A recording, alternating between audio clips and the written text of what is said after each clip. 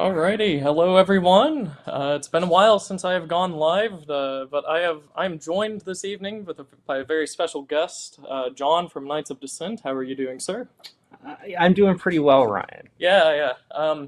I think that we're both very animated by the topic of conversation for this evening because Yes. for Yes. many years we have been aware of this man by the name of Lyman Stone. Um, Indeed. Yes. he is What was your first Lyman Stone experience? I don't actually remember at this point. I remember I knew he was a Lutheran before I knew anything, I think. So it was probably something to do with Christian Twitter or something like that. And I've never had any impression throughout my entire time that I have understood that he exists, that he was in any way like that he had any good opinions. My first Lyman Stone experience was the time he had a meltdown on Twitter because some Chinese American girl decided to compete under the Chinese flag at the Olympics. And he went on like a 24-hour meltdown about it. But I mean, this is kind of par for the course. Lyman Stone is a academic that really surpasses the ordinary bounds of intellectualism. He's a true gem of our age. A veritable a veritable Kant. A veritable Nietzsche. I yeah, I have ways of describing him, but I think we should save it for the audience's own inference. All right, let's Um, let's go to the yeah, let's go to so the presentation. this man has had many opinions which have grinded against our philosophies, religious beliefs, common sense, and whatnot else, which is why, especially after the last like 3 weeks where he has been particularly active, we felt like it would just be a fun evening to go through some of his all-timers, shall we say, because Yeah. he has a large body of online activity to crawl I through. would say this is a Project Liberal Joshua Eagle level of gems. Well, but even beyond just like the all-timers, like this man must tweet at least 40 tweets a day or something like Yes. that, just looking at the numbers on his account. And that's not even counting his Substack, his articles that he writes for all these places and whatnot else. But yeah, we thought this would be somewhat entertaining. So if I go to here, we can start to. Actually, this is not what I wanted to do. Actually, if I go to here, there we go. Now it Yes. I starts. remember this interaction. Right. So this was very recent, and this kind of played into a sense that we both had that maybe the pro-natalist movement was extremely subversive. Yeah, I guess you could say it that way. Another word would be deranged, uh, sociopathic. Um, let's just read this here. Anchovy Pizza says, "My husband having more than an hour a day to himself to decompress isn't sustainable." Right. So she's like this female on the internet is like sarcastically saying this. She's saying, "Well, what do you think my husband, can't have an hour a day to himself?" And what does Well, Lyman Stone say? specifically, I think that this is an anon responding to a woman who had originally said that. Yeah. So yeah, and then Lyman Stone responds to this. I think very measured response by Anchovy Pizza. This is a very mild mannered response to such a sentiment. Yeah. He says, "Sorry, I'm going to go hard on this. An hour a day for your hobbies, basically 365, is insane. If you're doing that, you should instead work more or have more children." In scare quotes, "I'm entitled to 6% of my waking life on idle pursuits that produce no lasting benefit for anyone." No, you're not. You're entitled to 0% for your waking life on that. Granted, I have the EUIV running in the background on observer mode. Oh, EU4. Yes, yes, yes. The video game, the Paradox video game. Why? He has it running in on observer mode? Yes. Okay. I mean, I think someone replied to him and said that that's sort of like the cuck chair of gaming. Like, you launch perhaps the all-time Paradox game and you just like open the console, type in observe, And he and you says, just let the game play for you. Mr. Stone continues, he says, I have EU4 running in the background on observer mode as I tweet this, but in general, I think people should stop having hobbies and cancel their gym memberships and use more caffeine and cold water and sleep less and maybe don't shower every day, and instead should grind harder, making things of value such as companies and children.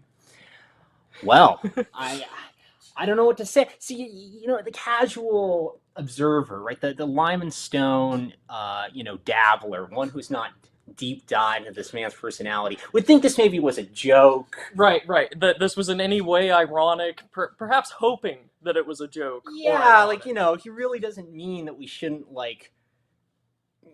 shower. But no, this is entirely serious, and he just keeps doubling down on this take. And as we'll see throughout the rest of his online activity, he has some less than ideal health advice, such that you can definitely, if you've seen Lyman Stone's Twitter activity for any significant period of time, you start to understand that last tweet about not showering because you need to do more work for some indeterminate reason. You start to realize that he's probably serious about at least most of it, if not all of it. I believe that he's quite serious about most of the things that he says on Twitter. So, before we move on from this, this is number one out of 50 all-timers that we selected from the works of Lyman Stone. You can approach this from a number of different ways. It was one of the oldest thoughts in human history is that you needed leisure in order to develop things that mattered.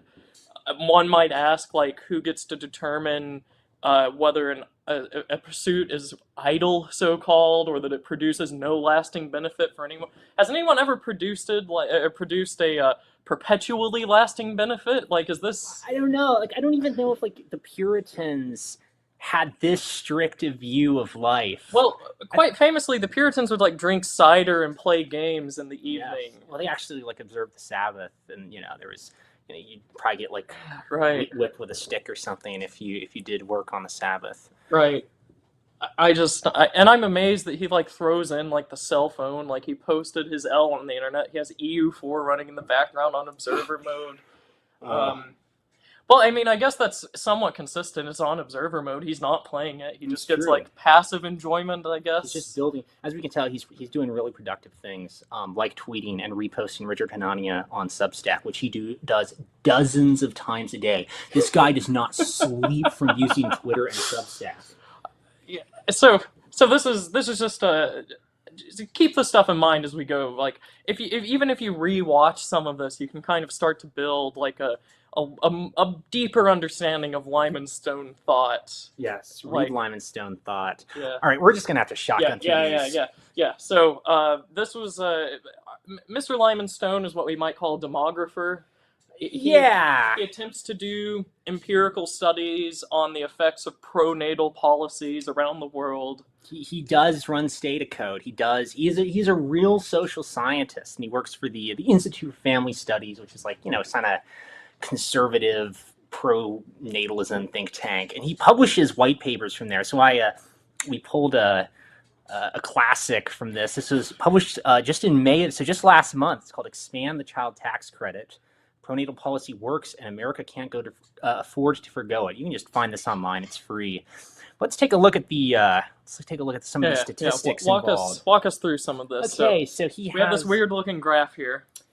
Yeah, so he has an event study of the application where if you see the gap between the bars, that's the 0 point. That's the year before. So around the middle of the graph, if you could imagine a perfectly vertical line where there is no error bar. Yeah. An event happened there. Yeah, and then there's as you go past that, each tick mark is year one after, year two after, so on and so forth. This is pretty standard econometric stuff. The problem is I don't think Lyman Stone actually understands why event studies are used as robustness checks and how they work, because he doesn't, the error bars over... Well, here, before we get into that, Lyman Stone, if I remember correctly in this paper, specifically says that when you can see the event happens, at the middle of this thing, you can see the blue line starts to go up, and I Yes. believe this was subsidies for children in some way, shape, or Yeah, form. yeah. He did like this analysis of like various uh,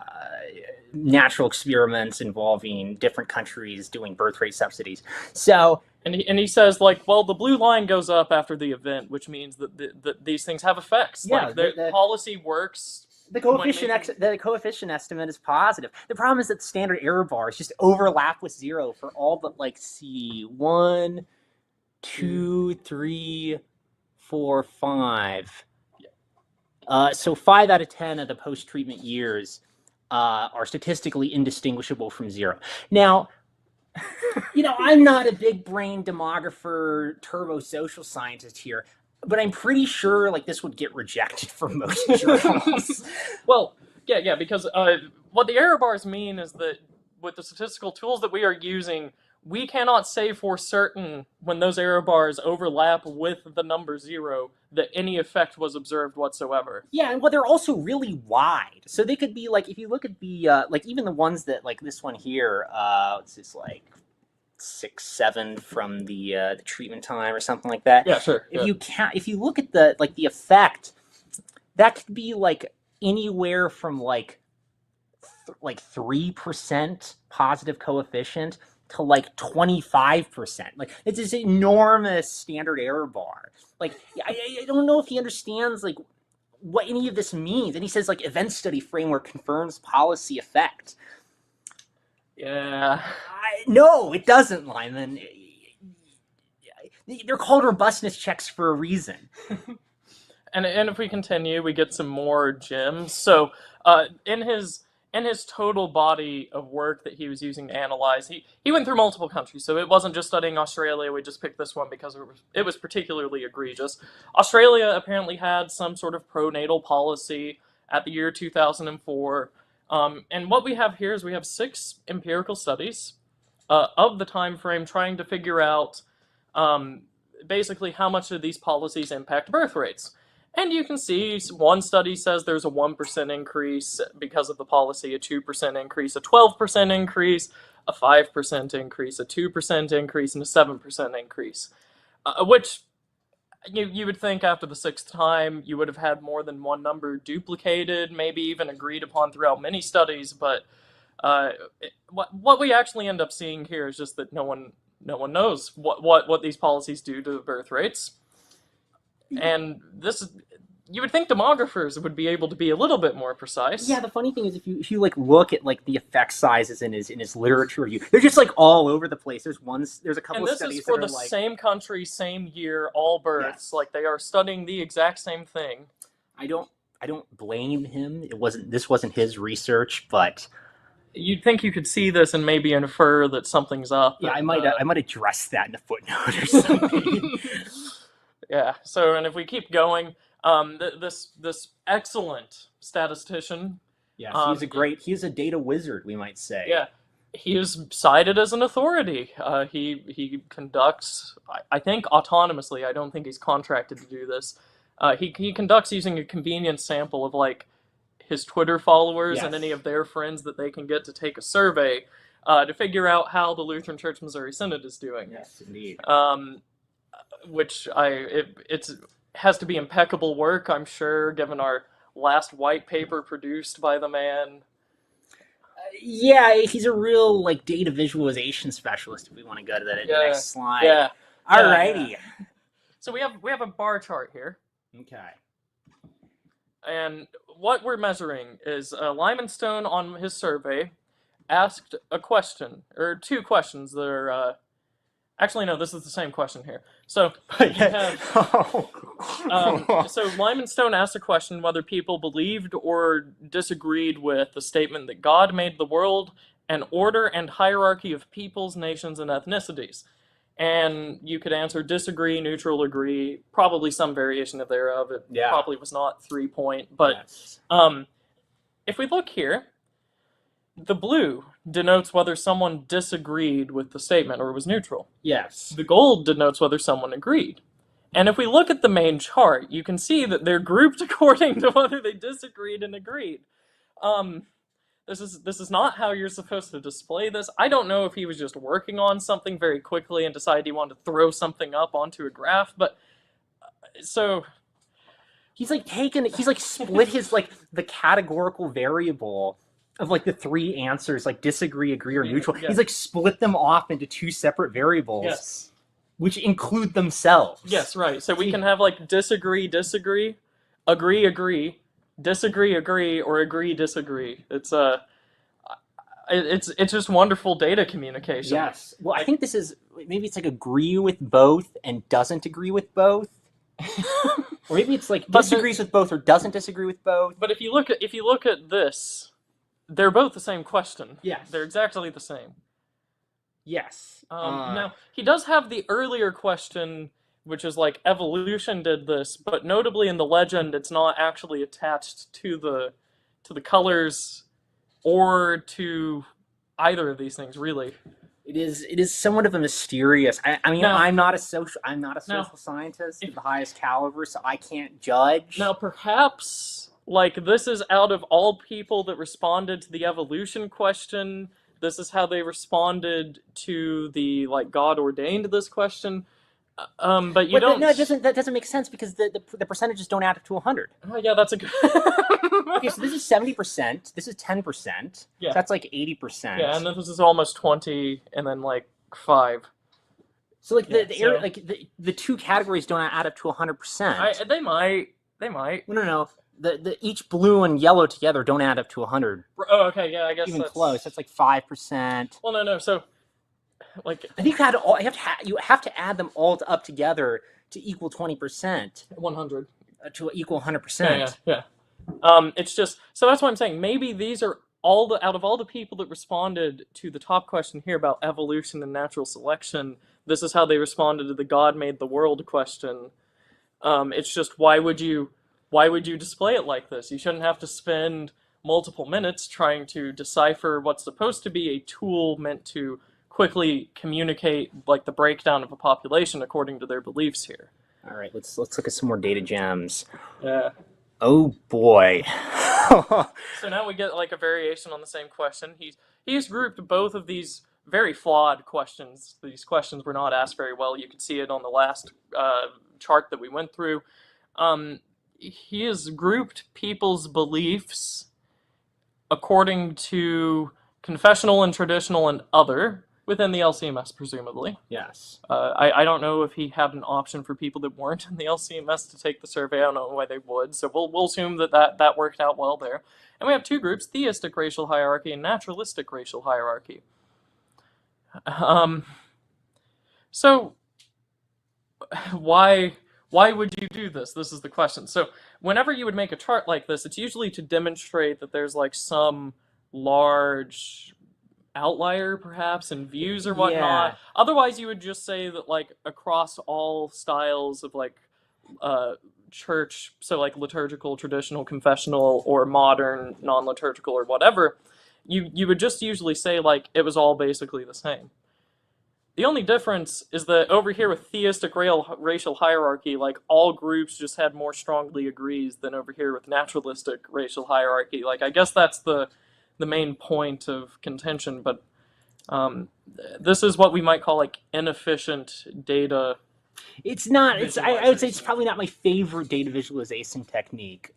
He's also like you're losing information because like unlike the previous one where I think like all the percentages together add up to 100. Here we like lose information about how many are in each bin. Right. So this is just as a proportion of these groups listed here at the bottom, other, confessional, and traditional. But like the rest of the study, I think includes like the N, like the size of the sample here. But once again, with data visualization, you would like to get all of that out there efficiently and clearly without any ambiguity. Without any ambiguity. Yeah, without any.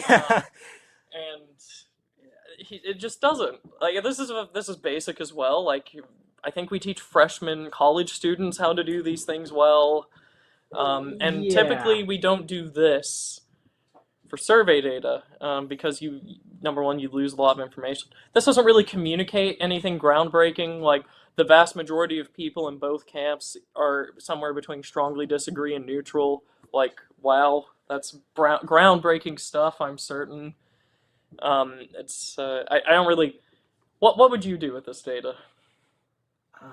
I'd probably get like a representative sample that wasn't from my Twitter followers. But, Like what inference could you draw from this data? Like it looks like we have like 5% of people we have to like hunt down and excommunicate over here. Um, so but they're like so like these are like theistic racial hierarchy yeah, and naturalistic racial hierarchy, which are at odds with each other in Lyman Stone's survey. Yeah. Yes. Okay. Oh dear. So like, First I would simplify the questions to like just agree, disagree, neutral, because we don't need more. well, yeah, for all intents and purposes. Like, what am I supposed to just like? So, do we interpret this from like the lefty theological standpoint, where like only 55% of people hold the correct doctrine as of 1967 or whatever, and we need to really get like hunting down on the people that don't agree? I'm not sure. You know, this is like a, you know, we'd have to like cross the into the normative territory of the social sciences. If you want to go to the next one, we got some more data visualization gems. Okay, so why do I not use like connected lines when communicating these categories here on the bottom? Because it's categorical. It's a categorical variable. It's not continuous. It's a bin. Yeah. You don't put lines between it when it's a bin. Also, and why this is perceived growth as well. So we're communicating a rate. The other thing is that each line has two binary variables in it. So this one has confessional and confessional. Actually, no. This one has three categorical variables. Yes, so this line that is going through this other categorical variable on the x-axis has three categorical variables in it, all of which being equal to 1. Right? If it was like these were dummies. Yes, right. So it's confessional and traditional and growing. And the second one is the red line. The bright red line is confessional and traditional and shrinking. Yes. So the light blue line and the bright red line only have one difference in like they only have like one difference in category, but not the category that's expressed on the graph, just in the legend. Yeah, but then the ones on the bottom, the dark blue is other and growing. So like, is this? But the way this is formatted would lead one to believe that other could be confessional but non-traditional, whatever that means, or non-confessional and traditional, whatever that means. Yeah, well, we also don't have like not confessional and traditional and growing and shrinking. Yes, right. We aren't displaying like all these different trends, and quite honestly, given the convenience sample, I doubt that these are equal populations. These categories that are displayed in the legend here. So basically, we've just done everything possible here on this graph to obscure any sort of meaning that we could have derived from our survey. And keep in mind, this is only perception, so this isn't even real. This is just like, what do people think? Yeah, so if you're on the bright red line, like you think 30, so each, okay, hold on. And it's by age, yeah, or no, by congregation size, sorry. So the percentages, I think, are percentage who have the perception at the top. Oh, okay. So it's not, they're not tracking like how much they think they're So going all the way towards the origin, we go up to the top of the bright red line. If you're at a church with 20 or fewer attendees, and it's confessional, and it's traditional, and shrinking, out of that population, about 31% fall into that. Think that their congregation is growing. Is shrinking in the red line. It's perception. Oh, because the y-axis is perception, and then the category within the lines is, I think, objective. Okay, right. So if you're going up to like 30 at the top of the the furthest left data point on the bright red line means you're in a church with 20 or fewer attendees. It's confessional, traditional, and objectively shrinking.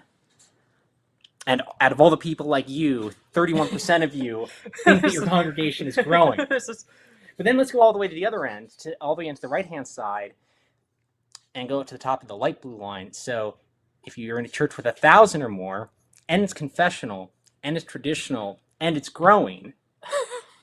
Out of the population of people like you, like 85% of them think that your church is growing. Okay.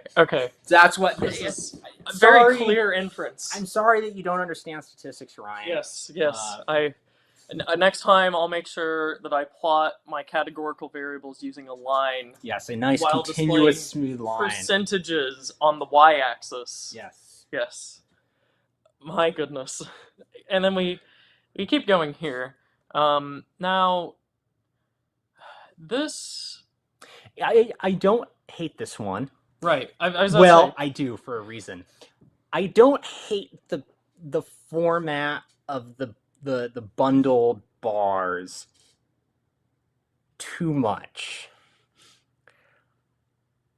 I just don't know how I'm supposed to read this. Okay, so I mean, so I'm assuming you can select multiple ones of these on the survey on the x-axis, which is why you can have multiple of the same color going above 50%. So this is basically asking, like, if you're a convert, which of these factors were influential? So of all the ones, I think this one is the best. Yeah, like this one is not done poorly. We just have a lot of words. There's a lot of words here. Yeah, like I'm sure if I printed this out and this was not just the whole page, which is bad if you have to take up a whole page just to display your data in a coherent way, you're gonna need a magnifying glass to read it. Yes, I mean each one of these could just be like one word, like relationships, experience, deconversion, like community, mentors, friends, history, something fresh. Like you could like aesthetic, politics, or I guess you'd have to like one or two words like feelings of judgment or something. So I think this one is salvageable. I don't hate this one. I still don't think it's actually very informative, because what I would do is I would highly recommend that he bunches them. Since there doesn't seem to be any rhyme or reason to the ordering of the category bins, he should order them like by smallest to largest in terms of the highest bin size. And then like what is strictly speaking the difference between wanted something fresh and liked style, music, and aesthetic? Surely that's going to be a very like correlative thing, to the point where you could probably just assume that if you got one, you got the other, and that's why it actually mattered to you. Still not entirely sure why some of them don't add up to 100%. Well, does that mean that they just didn't convert, or it could just be that none of these were the reason? I guess maybe. Like that's something you could explain the body just fine. So that's not the biggest deal. It's just this is like you could probably get the information across faster if you just typed out a paragraph explaining this. Or you just give a table. Yeah, that as well. This is a table. Yes, that would have worked much better. Okay, so once again we have categorical variables at the bottom. Yes, share of services attended by this age group which have worship leaders. So I mean, it makes a lot of sense, but again, like there's not like these aren't. So these are age groups now. These are buckets. Like you are under 30, you go into the under 30 bucket. And he's still attaching the bins with the straight line. Yes. The default Excel formatting. It just like if you saw this with bars, it would just be immediately 100 times more comprehensible. Well, each one of these just by a glance. Each one of these could just be a dot. Or a dot. Yeah. You could do it a number of different ways that doesn't imply this continuousness with the line. Well, even if it is continuous, like I mean, even if this was to like imply like the age increasing, because you've binned them, like the jumps don't actually correspond linearly to the ages, because like there's just a dot and then another dot in 10 years, so it doesn't actually like tell us anything. Right. Okay. Right. Oh, there's more of this. Yeah. We actually did this one already. Okay. Was already there. So that's just a little bit of a look at his data visualization ability. It's it could use some work. Maybe revise and resubmit on that one. Okay, so this is as well as being a great social scientist. Yes, right. Mr. Lyman And with Stone some very aberrant beliefs about like productivity and and hygiene. leisure and He hygiene. is also a public health expert. Yes. So this was him during COVID. We may say he's a hawk, if you will, on the public health question. He says, "See, this misunderstands how quarantine would work. We don't need police to drag you to a quarantine site. We'll just garnish your wages and put a lien on your house and freeze your bank accounts, and then you'll go bankrupt." He's not joking, by the way. This is actually something he believes. You would think that maybe we were being faced with like the Black Plague or something with this kind of a reaction. Yeah, we have some more. Some more COVID gems. And he says here, OMG, yes, the number of people I see treating died suddenly, like a cryptic vax death conspiracy, when 9 out of 10 times it's drugs or suicide that the family doesn't want to say out loud. So all of the people who were otherwise in good health by any available observation that we have of them had nothing to do with this like sudden and aberrant medical treatment that they underwent. All the football players and tennis players that like passed out and died on courts and ball fields. They were on just drugs. Taking heroin. Or they committed suicide in front of everyone. Yes, it was a public suicide. How could we not know this? And the people that keep saying it's the vaccine are conspiracists. Yes, they are conspiracists. Well, like 90% of the time, maybe a subjective perception of our great social scientist here, 90% of the time when this stuff happens suddenly, it's drugs and suicide. Yes. Now, hilariously, I think this implies that 10% of the time it's a complication with the medical treatment, which, even if that was true, is 10% of the time. That's a pretty hefty death penalty. Yeah, well, I mean, who am I to say Lyman Stone is somewhat of a vaccine expert? Well, we might get to that in a minute. Yes, right. It's a professional. Oh, perhaps. Yes, here we are. Yes. Yeah. So he says, and this is, I remember when this was tweeted. This was fascinating. He says, as far as Big Pharma, let me be totally honest. I am also a paid consultant for Big Pharma on products related to infants and children. Virtually everybody involved in these issues is being paid by somebody. It's how they develop expertise. That's true for vax skeptics, too. How did he become such a great social scientist? I mean, he got paid by the vaccine companies. Right. I mean, I am sure that our lives are in good hands if we just had all of our medical experts, statisticians, consultants, and everyone else working on things like medicine and pharmaceuticals. If they were all like Lyman Stone, it would all be fine. Exactly. We'd all be public health and hygiene experts. Yeah, and I mean, you've seen his personal expertise on hygiene already. Like, if you just stop showering, drink more coffee, and all this other stuff, like, you can just be more productive. It's how he has developed such a great expertise at what he's doing. Maybe the Palmolive Company could sponsor him, and they'll change his view on hygiene. Maybe he'll become pro-shower. Yeah, because then he would have the time and the resources to develop expertise on showering. Yes. And would thus become pro-shower. Indeed. Okay. Yes. He says, friends, as your churches reopen, I have a single request for you. Compel your parishioners or peer pressure your fellow church members into universal mask wearing. Compel. No comment. This is a theological issue. Which, number one might even ask, why were the churches closed in the first place? Like, we've had many actually deadly plagues throughout human history. Mm-hmm. Whatever happened in 2020 must have been real bad, because that hasn't happened in a long time. Perhaps even back during the Spanish flu, maybe, was the last time. So, as this giant issue was happening, people were reopening churches finally in the middle of the summer. Like, the media had the machine going constantly, ginning up outrage and fright over this. All of the expert class was doing the exact same thing. And we have our public health expert, the man who has developed expertise due to funding and thus not creating any complications with, like, interest or anything like that. He is saying that you must compel and peer pressure parishioners into universal mask wearing. This is respected conservative social science Lyman Stone, Ryan. We cannot criticize this vaunted genius. And Like, I remember when the whole thing started, like, I was getting YouTube advertisements from the CDC saying that, like, mask wearing didn't do anything, and that just got memory hold a few weeks later, and now, like, we have the commentariat public experts like Lyman Stone telling us it needs to be compelled. Yes, indeed. All righty.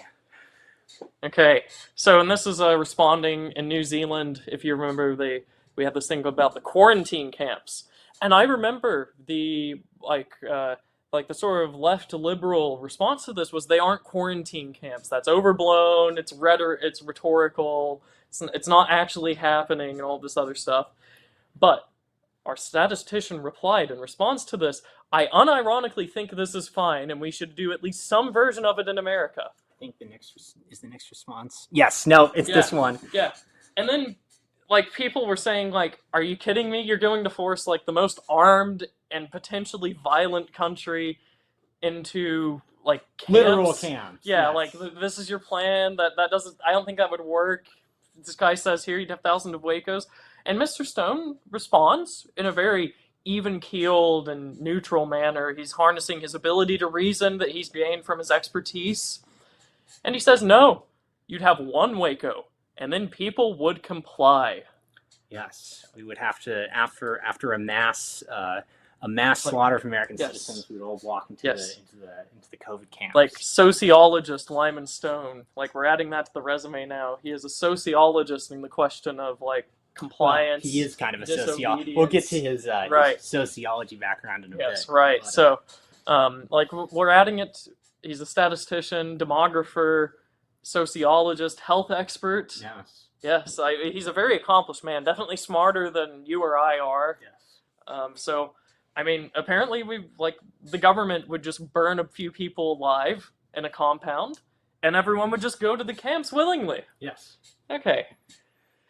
Okay, yes. Now, he's also a theologian. Yes, he is a theologian. He's an expert on historical theology, history of the Bible. And in fact, he's such an expert that he can tell you the level of virtue that everyone in the Bible had. Yes. He says, the huge negative reaction to me saying Christians do themselves no favors by being upset that Noah was made out to be like maybe not an awesome dude in Noah. This is like he's referring to the film. He says, it shows me that most Christians have been brain zapped about Noah and the flood. Cool.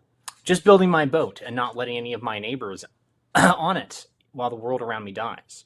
But the pigeons, they're on the boat. The story ends with God looking at his own wrath and being like, okay, I think we can all admit this was a bit much even for me. We'll do it differently next time. Like Lyman Stone can see into the mind of God and know that this is the proper paraphrasing of what God actually said as recorded in Holy Writ. God said it was too much even for him. Like yes, this is that's what he was thinking. What what did Lyman Stone mean to communicate when he said even for me? Like that's a Ooh, that's what can I say? He's a theologian. I mean, and also like the thing that Noah did wrong quite famously, if you remember the account of Noah in Genesis, is that he just didn't let his neighbors onto the boat. Yes. If you remember, that was the sin of Noah. That's what he was cursed for.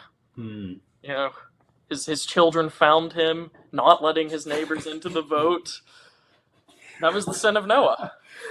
Yes. I think we'll get to this soon, but I don't even think that Stone believes in the flood. Like he's also an archaeologist, an anthropologist. He understands these things. Okay, but he's also a geopolitical analyst. Yes. You have to remember this as well. He is a man of many talents, Lyman Stone. He understands world politics, military maneuvers. Like, yes, he understands all of it. And he's very MacArthur built. I think this man would probably worship MacArthur if there was only a statue built for him wherever he's living right now. Because Lyman Stone says here, folks, not only should the U.S. go to war to defend Taiwan, we should be prepared to undertake a nuclear exchange in defense of Taiwan, and we should be offering Taiwan a permanent military base of U.S. troops if they want it. Like, nuclear exchange with mainland China. I mean, we should be prepared to do it. I mean, the chip factories are there. Yeah, I mean, Ryan, How are we going to get Intel chips if we don't launch 150,000 megatons of nuclear ordnance at China right now? See, I mean, let me put it this way, all right? He's being mildly serious here. If instead of Lyman Stone and then a bunch of Asian letters and a few buffaloes as his profile name, it was like based Groiper 14 something, and instead of like him and his daughter as his profile picture, it was a cartoon frog, and this exact text was tweeted, people would be saying that man was genocidal.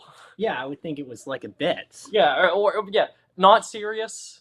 It was a genocidal remark and all this other stuff.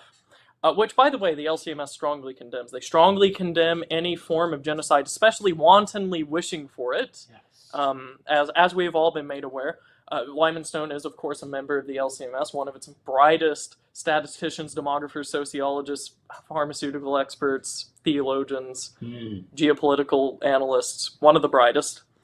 And here he is, like, I guess since it's like to defend like democracy or something like that, some ethereal abstract concept that doesn't actually exist in any meaningful capacity, since it's for that purpose, like you can wish that millions of Chinese will just get nuked. Yes, I mean we should drop MIRVs. We should be unleashing nuclear hellfire upon China to defend Taiwan right now, Ryan. Like, are you not convinced? I'm. I mean, I find the argument compelling. I must say, I don't know. Maybe. What if we did a test run? Like, if I could see one nuke go off and see how that ended up, maybe then we could see if I was going to go all the way. But he's not just nuke happy about one country. Let's see here. Oh, but he's reiterating. Okay, we're going back to the COVID thing. Yeah, right. This was put in somewhat randomly just to add to like the varied character of Lyman Stone, his multifaceted expertise. This was modeled into my surprise function. He says, my current pet peeve died suddenly in orbits of young people. As a society, we have got to stop hiding the plague that is killing our people and start speaking the truth about what is happening to people. They are not dying suddenly. They are on drugs or killing themselves. Now, the thing is, I think there was a guy that was born in Japan, has a sort of stereotypically southern accent, before all this happened, of course, and he was talking about there was a large swath of the population that was just dying of deaths of despair. But I think he was kicked off of like every major media platform for saying it and other things. But notably, also a certain individual with opinions about peaceful parenting was also banned off the internet for the same reason. Right? Yeah, exactly.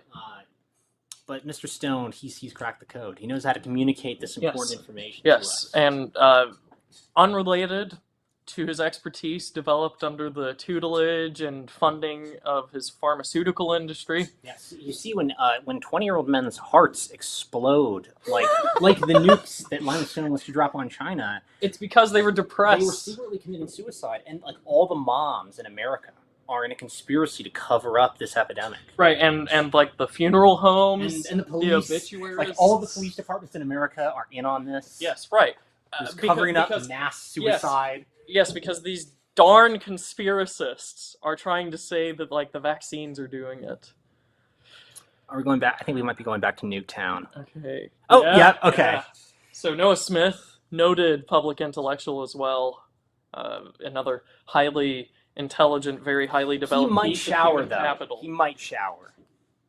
I mean, we can't judge. Like, that would lower his human capital, I think, according to our Lyman Stone thought. That would explain why Hanani is such high human capital. I've never thought of it that way. So, okay. So Mr. Stone here, he says, when he's...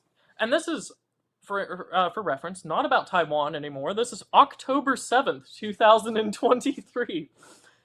We'll just leave the topic unspecified. Nothing... like, if you want to go look up on the Wikipedia page October 7th, 2023, I'm sure you could find a few things that would shed light on this. He says, the way it ends, Pax Americana and all this other stuff, the fall off of American power, supposedly, is some conflict gets big, we literally nuke them. Everyone remembers that, in fact, there is still a hegemon who can intervene, and we get 80 more years of peace until the memory of irradiated cities has faded. We not only do be dropping nuclear weapons on China, We need to be dropping nuclear weapons on Palestine as well. We need to be Yes. unleashing Palestine, Iran, Yeah, we just need Afghanistan. we should just be like, like tossing out nukes like candy. I mean, there's a lot of very militant, like, Islamic sects in Africa. This is true. And I bet they don't like Israel either. And they probably don't like America, too. It's true. We could use nukes. Like, it seems like if we take Lyman Stone thought to its conclusion, we end up nuking, like, the vast majority of Asia, Africa. Oh. Wait a minute. So, like, but it's good when he does it, though, because it's in defense of democracy. True. Like, you can say that whenever it's like you affix on the end because of democracy. Like, you can get 80 more years of peace. Yeah, Think about how many. Right. Maybe it's. Who knows? I mean, maybe it's like it's a linear scale, not logarithmic or like diminishing. So like maybe we get an average of 40 years per nuke because that's. I mean, his sample size is 2, so n equals 2 in this empirical study. If it's a linear effect, Right. Like if we just take the regression line into the future, we get 80 more years of peace. we could get like a millennia of peace, Pax Americana. If we just wipe out multiple continents of undemocratic people for the like modest price of like 900 million Africans. I mean, what can I say? We could just use nuclear weapons. Like I'm just amazed. Like he goes into detail. He evokes imagery, the memory of irradiated cities. Like he wants these non-democratic people to really just take in the fact that America could like blow them away and then cause them to be irradiated. Yes, and as we know, Asia's doing really good right now. Right, but also remember, he's pro-natal. Yes, he's extremely pro-natal. He wants to launch nukes at China and like the Islamic world, but he's pro-natal.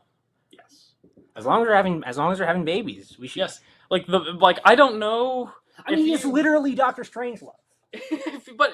So if you do one, like say we're going to nuke the undemocratic world, and we hold everything else equal, the biomass in the world drops significantly. It's true. But if we institute pronatal policies, like say a lump sum payment at the birth of the child, like all else held equal, it increases the population. So economically speaking, we can't say what would happen if both of these happened at the same time, which is unfortunate. Yes. Maybe a more advanced pronatal model will have to be developed that can account for like a sudden drop off of billions of people, but some pronatal like economic incentives in the West. Maybe that would rationalize things a little bit.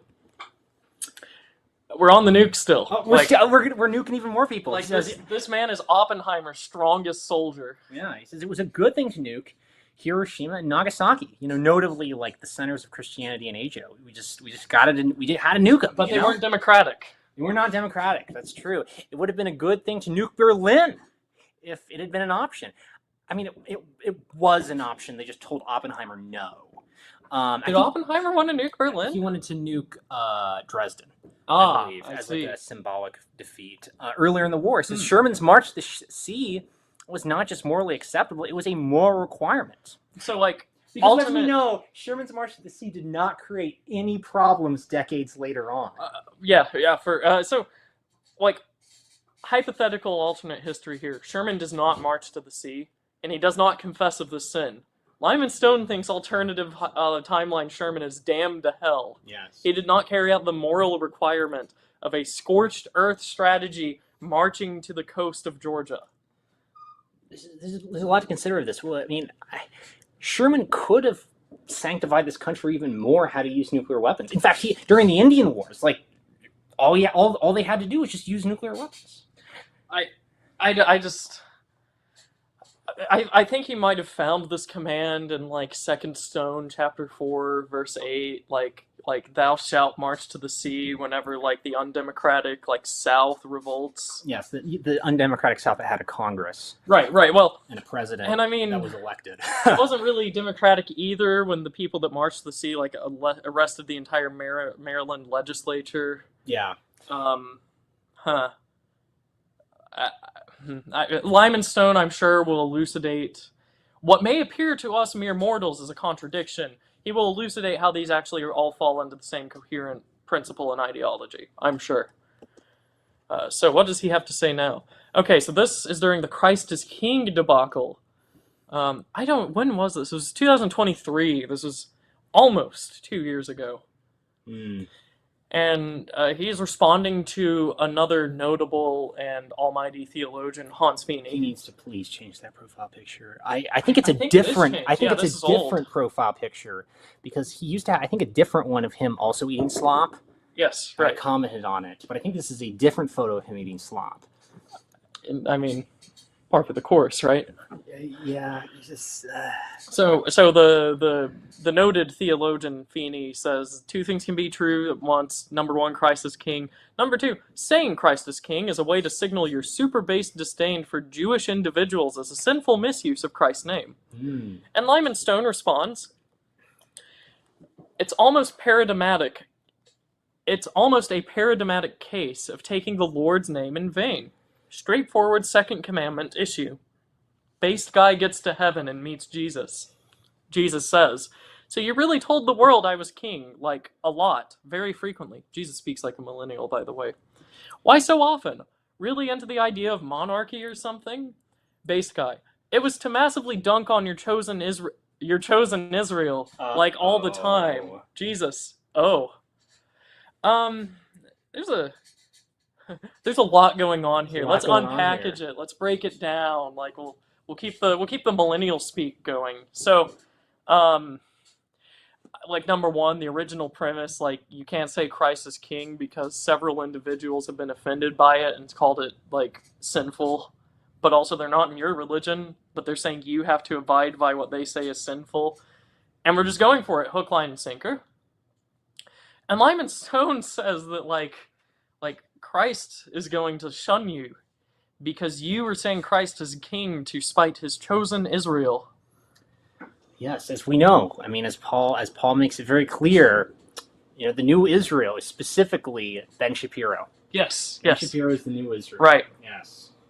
And anyone that tries to spite him is hellbound. Yes. Like our greatest theologian, omni expert, Lyman Stone, has expounded upon this. It's just true. It's apodictically certain. Indeed. So this is this speaks for itself, I think. Indeed. All right. So, all right, here you go. You can read this one out. This is part of a 4-part call-out. I'm not even going to bother to dig up the rest of them. He says, here I'm going to wax political. If neither Brazil nor the United States intervene, the dictatorial socialism of Bolivarianism under Maduro may very well expand through a war of conquest to seize more land, ruin more lives, and control more of the world's oil. Which control of it will... which control it will use to evil which effect. Control it will... Okay, that's not a grammatically correct sentence. But here we have... like the omni expert, the man of our times, Lyman Stone, saying that like Venezuela is just going to like invade with their like new brand of socialism to the whole world if we don't put a stop to it now. Indeed. Like the world will keep like this is a strange metaphor. Like all of these countries will fall over in a domino pattern. Yes. As Venezuela keeps invading them for their red beliefs. Yes.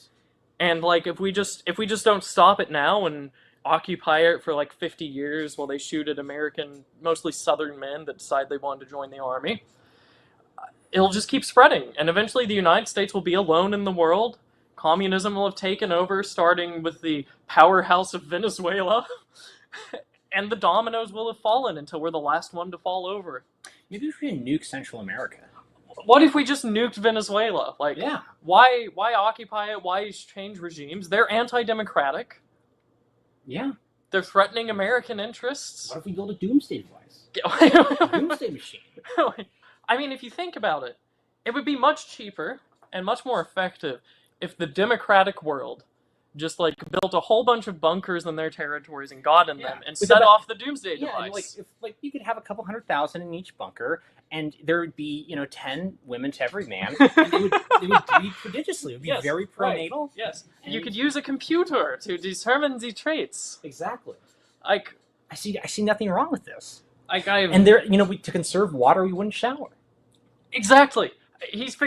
Lyman Stone is a staunch disciple of our most bright, like our brightest Cold War strategists. Like I'm in awe. I'm truly speechless. You know, this is a polymath is among us. Like He's mastered like all of the most complex fields of our time.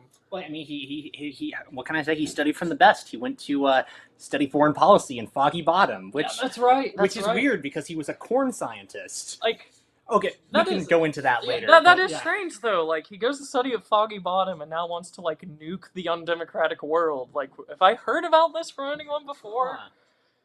I mean, like maybe like certain Trump appointments from the first administration, like if you just didn't understand Lyman Stone enough, if you didn't have the human capital or IQ to comprehend it, like you'd think he just delighted in just killing random third worlders. It's a very strange thing. Of course, the LCMS would never allow anyone to delight in the indiscriminate killing of the vast majority of the world's non-white population. That would be racist, it would be sinful. You would never be able to commune, which means that Lyman Stone's policies could not lead to such a thing. Like, it's been rationalized, I'm sure, behind the scenes somewhere in the LCMS. He showed up on issues, etc. Well, I mean, that's basically like the magisterium for Lutheranism. It's the public one, certainly. Yeah. So, if we keep... on to the title of today's stream. Like, can you do the honors, please? Here's how gender and race are different. Gender, M-. Virtually every single human society, if you show them a picture of another society, will identify the same male-female divide. Race, M-. One people group's perceptions of what counts as important ethnic differentiation usually doesn't map onto another group's view of what counts. Okay. So, like, number one, Lyman Stone's method for determining truth is how many people recognize it in a survey. That's like radical, like the most empiricist man on planet Earth. I don't think even the people that developed radical positivism took it to this extremity to where they're like, you cannot ascertain truth unless it's like surveyed in front of like I think von Mises says unless it's surveyed in some tribal in Polynesia. Like, I think it's his criticism of this ideology. I'm fascinated that this is how we determine whether something exists. If it's true, we just survey everyone and see if there's like a conclusion reached. But like, economic minds want to know, is this not what Keynes was talking about in the 30s with his beauty contest? This is true. Anyways, but like, race doesn't count because no one has ever agreed on how the races are divided. Like, I mean, this is very interesting because, of course, Lyman Stone's sleight of hand here is that he's not saying they don't agree that there is or is not race. He's saying they just don't agree on how it's divided, which means it doesn't exist. In fact, his whole example would not work if you showed it to people and they just did not understand race because it didn't exist, because he would have said that. Which makes me think that Lyman Stone might be a racist. Like, he is affirming that race exists, it's just people disagree on what it is, and so it's not meaningful, but he affirms it's real. It's true. I mean, but when we're all charged with, nuclear radiation, will we be able to tell the differences between races? If we just eliminated the non-democratic world, like, how diverse is that going to be? I mean, no one would be able to see any differences. I think we'd all be the same. It's a very... Like, I think Norman Podhoretz talks about this, but in a slightly more dovish position. Lyman Stone, being much more of a radical and expert, takes a more hawkish position. Lyman Stone's in favor of that as well. But, he plays all sides, so he comes out on top. This is the way. It's game theoretically optimal. Oh, yeah, okay, so here we go. This is the comment that I brought up at the start of the stream.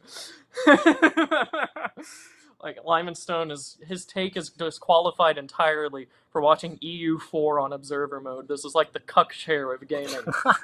Which is true. Like, I'm going to fire up, like, the World Politics Simulator circa 1444 to 1821, and I'm just going to see what the computer does. I mean, at that point, it's just, like, the world's most RAM-greedy screensaver. Well, no, you have to understand. if Lyman Stone plays it through one game without going back to like save scum or anything, that's an n size of 1. But if he runs multiple observations of multiple games, he can aggregate out Europa Universalis 4 into what he can determine then to be a real game. This is true. Like, this is the positivist theory of gaming. Like, you have to run it on Observer constantly, so you have a large sample size to verify that the game is real. He should graph this. I'm sure he could come up with the most splendid graph communicating all of that without any ambiguity. It would be brief, clear. You would just look at it and know what the data's saying. Yeah, no, as William of Ockham said, the most important way to, explain information is to make it as obscure and complicated as possible, especially with a big giant graph. And okay, so now we're getting to Substack. Yeah, so Lyman Stone has a Substack, and he uses it like Twitter. He just like reposts and comments on things there. I couldn't bear to do that. That would kill me. But yeah, he has like all kinds of takes. We didn't have time. There's going to be like 40 of these. But yeah, he like doesn't believe that sexual orientation is real. He thinks like it's entirely like environmentally conditioned. Well, beyond that, like he says only behavior matters. Like only the thing that he can externally observe matters. Quibbling over the qualia is a fool's errand. So maybe we're all just like pea zombies, and if we're conditioned correctly, we'll breed. I mean, David Chalmers talks about this. Okay, seriously speaking now, I'm not entirely sure if Lyman Stone is a self-conscious, like, radical positivist. I just find it hilarious how every assessment of every issue comes down to, like, can I observe it in an empirical study, yes or no? If no, it doesn't real. Well, yeah, it's like quibbling over qualia is a fool's errand. Do people just not have, like, internal experience? I mean, maybe Lyman Stone does. Maybe that's why maybe we're being too hard on him. Maybe he just has no, like, consciousness. Yeah, maybe he's just a philosophical zombie, Like Lyman Stone, the empiricist, has to ask us how he's doing because we've observed his behavior and he hasn't. I mean, he doesn't know how he would feel if he hadn't had breakfast this morning because he simply has no perception. Yeah, right. He has no internal experience. But further, like, each morning is a different time period, so we cannot possibly know how Lyman Stone would have felt without having breakfast because he did have it at that observation. That's true. Like, this is like, we're quibbling about non-existent breakfasts. Like, this is I'm amazed by how potentially accidentally consistent this man is on his very engaging and sophisticated philosophy. Okay, yes. Okay, so explain this to me. So he restacked, which is a thing you can do. He restacked the post, says, really enjoyed these cool graphics on the child tax credit on some person's new Substack post. Oh, wow. No comment. Norman Potteretz talks about this. Yeah, what can I say? Norman Potteretz is not. He doesn't only talk about it. He makes you uncomfortable talking about it. He gets real personal about this question. Yeah, there's a lot going on. There's a lot going on in this photo. Well, like, notably as well, I bet it's also formula that's being fed to the child. He is a formula guy. He's really into baby formula. He is an expert. Like, because not only is he an expert on pharmaceuticals due to his expertise garnered through, like, being paid funding by pharma companies. Right, yes. Yes, so he's a very unbiased and just perfectly neutral positivist expert, as we'll see, potentially. I don't know if it's in the slide deck. That's unfortunate. Well, you can go to Lyman Stone's, like, 104,000 tweet profile. Yes. And find his opinions on, like, baby formula. Mr. Pronatalist has some very interesting opinions about this. Okay. Okay. Oh, he's responding to notable beer tasting expert Corey J. Mahler. He's not known for anything else. He just really likes beer. He's very German. So, and he says, look, we agree Marxists very bad. Like, he's Grug speaking now. But real quick, remind me how Dietrich Bonhoeffer died. The hatefulness never surprises me, but the illiteracy still does. And our very interesting thing that he's responding to here, as between fascists and Marxists, only one has historically suppressed and persecuted the church. Now, by Lyman Stone and the LCMS's definition of fascism, we had a fascist state that persisted into, I think, the 90s, the 80s. When did Franco die? Somewhere Like around there. early 70s. 70s. Oh, okay. 70s, yeah. I was off. Anyways, we had one for such a long time. And we could see it develop side by side with other undeveloped, backwards communist countries that started communism in probably roughly the same economic and social conditions. Semi-feudal, very powerful church, and all this other stuff. Peasant class. Mm. And I don't recall Spain suppressing the Roman Catholic Church. Now, of course, you can debate whether the Franco regime was true fascism or whatever, but I feel like Lyman Stone probably wouldn't debate that. I know the other experts on fascism at the LCMS have not debated that. They in fact, vehemently hold that belief. But they do suppress the church. Proof: Bonhoeffer was shot by them. Or hanged. I think he was hanged. Yes. So, notably not for so that reasons, means he was involved in a criminal conspiracy. that means that we can put both fascism and Marxism on the same level. They have both suppressed the church. One just had mass slaughters of Christians, gulagged them, suppressed the church, banned the church, resurrected the church, and subverted it. And then the other group, a Roman... They executed Bonhoeffer. Yeah, they executed Bonhoeffer, and the state exercised control over it for political reasons, which never happened in history until 1933. Yes. They should have just let Bonhoeffer kill random German state officials. I don't know why they didn't, but remember though, Bonhoeffer, Saint Bonhoeffer, died as a martyr because he was going to engage in terroristic activity because the people that were ruling him had started suppressing Christianity. They were non-Christian. This is the narrative that gets passed around. But if you believe the same thing and you tried to do it, you will be rightfully and terribly condemned as this evil heretic extremist, didn't believe in the democracy or whatever else. Once again, I'm sure our expert theologian and omniscientist Lyman Stone can rationalize the opinions together in a way that doesn't just make even more of a fool of himself. He might even do it tomorrow. We'll have to see. I'm sure he's watching this. That would be really funny. Okay. So he's replying to I don't think he's an LCMS Lutheran. I think I don't know what kind of Lutheran he is, actually. And he has some interesting takes. Lyman Stone replying to him, he says, "No, I don't think misgendering should be illegal, and if an effort were made to make it illegal, I would oppose that. But when people break laws, I think civil fines are a reasonable way to punish them. And when they refuse to pay civil fines, the usual channels of garnishment and liens are reasonable ways to collect unpaid public debts." So, Lyman Stone, is happy that you get, beaten up by Antifa or something if you hold beliefs that are out of, the 1980s. Well, he wants to send me to the COVID camp so we can nuke China. Yes, right, yes, exactly. He believes all this other stuff. But he respectfully disagrees and will defend their right to say, from the left liberals, that misgendering should be illegal. But if they were successful, then fines are fine. Well, I'll bring up another thing. Feeney, not Feeney. I was going to go into a thing about Feeney, but one of the things Lyman Stone is really big on. I didn't put this in the slide deck because it was in a video.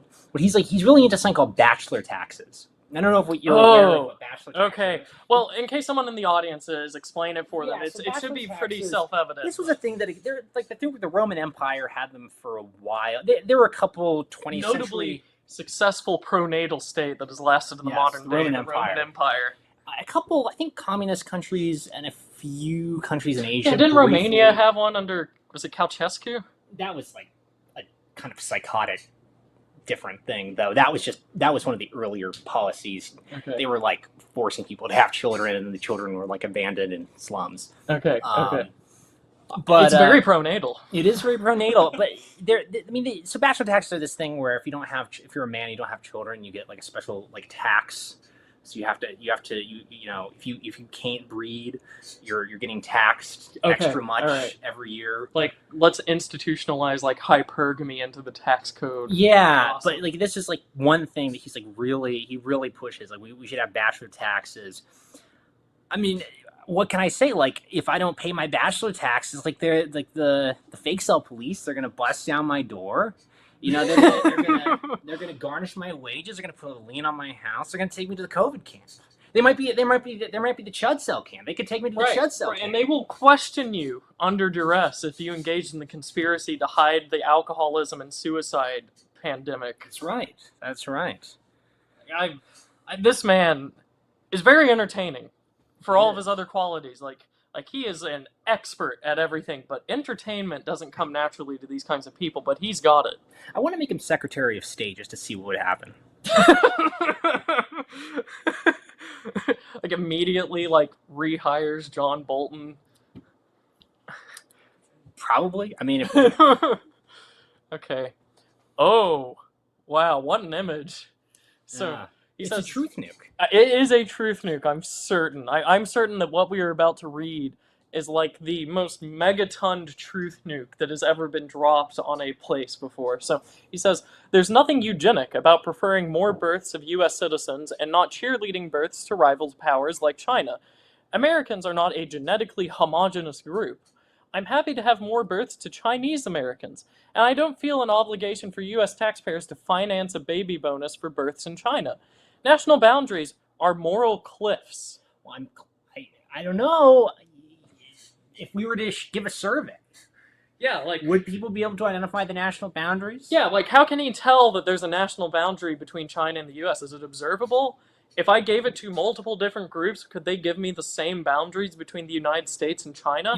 What about genetic quality? This is something as well. Well, I mean, if we were to give the survey, would everybody agree on who the Chinese Americans are? Right. Well, or if I asked Lyman Stone to show me where on the genetic spectrum the American ends and the Chinese begins, could he tell me? Are these distinct groups? I mean, what about the national boundaries? Can he show me in person or something else where the United States and Canada end and begin in the middle of some random forest? Well, he's not. He's kind of anti-hereditarian, so maybe the Chineseness, the Chineseness. Oh, he is if you go into his Substack, he doesn't believe in hunter-gatherer hypotheses. He doesn't believe that twin studies are valid. He's very anti-hereditarian. And as we've discussed, his empirical statistical skills are impeccable. So yeah, I mean, he's probably right. Because there's no we're all we're all just sort of psychologically conditioned animals. Instead of, confine ourselves to the national boundary, we could just, condition the entire world to think that they're Americans. I mean, we could solve the international problem. What if on the map, which Lyman Stone empirically observes, he saw it on EU4. What if on EU4 I just had the entire world say the United States of America over it and had the blue EU4 cover for America on all provinces? Then there are no more national boundaries for moral cliffs. Yeah, we could do that thing that Hitler did when he annexed Austria, where there was the ballot, where it was do you want to be annexed into the Greater Reich? And there was 9. It's a tiny little bubble. It's it's a giant bubble. Yeah. We just give that survey out to the entire world. It's do you want to become American? Yes! Yeah. Exclamation point. No. ... in the bottom corner. Or have we asked ourselves this? What if after nuking China, Palestine, Iran, Iraq, Afghanistan, Somalia, Sudan, Egypt, Libya, Morocco, Tunisia, and Algeria, what if after nuking all these undemocratic, anti-American, opponent states, what if there's just aren't any more non-Americans in the world? This is something to consider. Because I'm pretty sure Lyman Stone holds the opinion that American is anyone in the borders of America that professes belief in the Constitution and democracy. So why can't we just push the borders out a little bit? Hand everyone the 2-question survey. Do you believe in the Constitution? Do you believe in democracy? We could drop and they're Americans. Copies of Brian Kaplan's The Case for Open Borders, along with a small bundle of bananas on every person in the world. We could send the Mormons out and start preaching the word of the Holy Constitution to this is true. Random Israelis. They would become Americans overnight. Oh, I mean, their country would be an irradiated mess from all the fallout blowing from their neighbors. So they'd want to become Americans tomorrow. Europe, the only other democratic place in the world, maybe Lyman Stone likes India. I don't know. We'll have to, they're not quite. They He don't. went to the natalism conference. There's a lot of Indians there. But they don't rank as high on the democracy scale. Like, And this is true. This is like true. maybe they're impure pro-natal Westerners. I mean, we just have to condition them. We can condition them. This is true. This is true. Like, I'm just trying to figure out how Lyman Stone would handle these like very basic inferences from his philosophies, which he expounds seemingly professionally all day, every day on all of his social media. He doesn't have time to shower. He just drinks coffee, cold water, and gets to tweeting. I mean, yeah, right. He's providing so. I mean, like Karl Marx talks about this. Like he's providing so much socially necessary labor time. Exactly. Like, the amount of wealth is increasing. Like, I mean, the production possibilities frontier is just being pushed out. The fact that we aren't paying him for this is practically exploitation of his labor. Exactly. Okay. Yes. So this is when, like, Lyman Stone got into an argument with people that knew, like, the most basic things about statistics, genetics, and all these other things. And he tried to dox the man. And he fucked it up. Yeah, he screwed it up, and he just like threw some random name out there. He just like Google searched him. Yeah, and he just tried to dox the man. And this is when he was on his anti-anonymity spiel. This is when he was like, Christians only use their real names online. Any anon is not a real Christian. No one, as we know, when Martin Luther was in hiding, he made sure to put on the castle at the Elector of Saxony. He made sure to put on the roster, like Martin Luther. Yes. Like former Augustinian monk who was wanted by the HRE. Yes, right. I mean, Lyman Stone, the LCMS Lutheran, could never follow an anonymous person. I mean, he also is a big fan of Kierkegaard, who famously never used anonymity or pseudonymity for anything. Because I mean, when that guy Junker Jorg in Germany, when he published that Bible, can we really trust it? The thing, like, Lyman Stone likes Kierkegaard a lot, and he has this very millennial way of describing why he likes Kierkegaard. So I won't try to imitate that here for our moral sanity. Kierkegaard, notably, went against the entire religious hierarchy of Denmark because they were like conservative Hegelians, basically. Writing under pseudonyms, anonymous name, or just anonymity and all this other stuff. Thankfully, Lyman Stone, like, reconciles that somehow. I guess because it was like 200 years ago and no one's been around to observe it recently, and we can't observe the people who observed it. It just didn't happen. Maybe this is like a moral hazard game theory problem where if you're not anonymous, it blocks off certain payoffs in the payoff matrix. So your only options are to drink cold water and coffee and to breed. I mean, we need to like write a paper on like Gordon Tullock talks about this. Yeah, Lyman Stone's like game theory payoff matrix. Yes, like what is the game theory of nuking China, nuking the Islamic world, having a baby bonus in like the West or whatever it is that he advocates for, while outlawing leisure and taking vaccines, and like we vaccinate everyone at least once a month. We're gonna be like gigavax, like that the one British gypsy who got like 37 vaccines. Yeah, I bet he's a gypsy, so maybe he like understood that because of his condition, like he wouldn't be able to like contribute the full amount of labor to society. So because he was a true Stonian, he like compensated by getting 37 vaccines. Exactly. He understood that by Lyman Stone's empirically derived valuations, that he just wasn't good enough, and so he like took all the vaccines. Yeah, exactly. And he also just probably didn't take any showers. Very admirable patriot for the national cause, not for anything that's hereditary. No hereditary cause. Yes. All right. Oh, we do have. That's. Here, you want to read it out, please? And moms, please don't let breastfeeding Nazis shame you, because a hard and painful thing is hard and painful. Sincerely, a dad at the park who works for formula companies. So not only does he work for the vax companies, he works for the formula companies. Now, I won't have it with the anti-breastfeeding folks being like, we must liberate women with the power of formula in all caps. I don't know, man. Like, you're not a Rick and Morty character. I don't know, man. Maybe shackling moms to having to buy a specific brand product for their child's survival is not totally liberating. Before modernity, Susie would have died. She would have died because an exogenous, random, severe, stressful life event hit us right after she was born, COVID plus the suicide of a friend, which gave Ruth a lot of stress and impacted supply. Formula saved her life. God bless Abbott Labs. Well, What does he believe about formula? The other one is, I'm pretty sure. Yep. Oh, yeah. Yeah, here you go. You could read that one. Okay, so this is public, by the way. He publicly posted this December 30th, 2021 at 10:56 p.m. when this screenshot was taken. He's an expert. The formula companies had paid him to develop his expertise, and now he's an expert on formula. And same with the pharmaceutical companies and vaccines. So one guy was inquiring as to the health of his family, and he said, "So you're saying COVID ripped through your family after Christmas?" And the Omni expert, Mr. Stone, replies publicly for the whole world. Yes. On his Twitter account with like over 100,000 followers or something, or 40,000, I don't remember. It's a lot. And he says, "We're all positive right now. Doing fine since we are vaxxed, and Ruth is producing antibody-rich milk for the little ones." I'm just... Like, this man typed that, he's thought, yeah, the world can see this, and he hit send. I don't know what to say no more. Like... This man is just, like, how many gems on all-timers have we gone through here? Like, and there's so many more.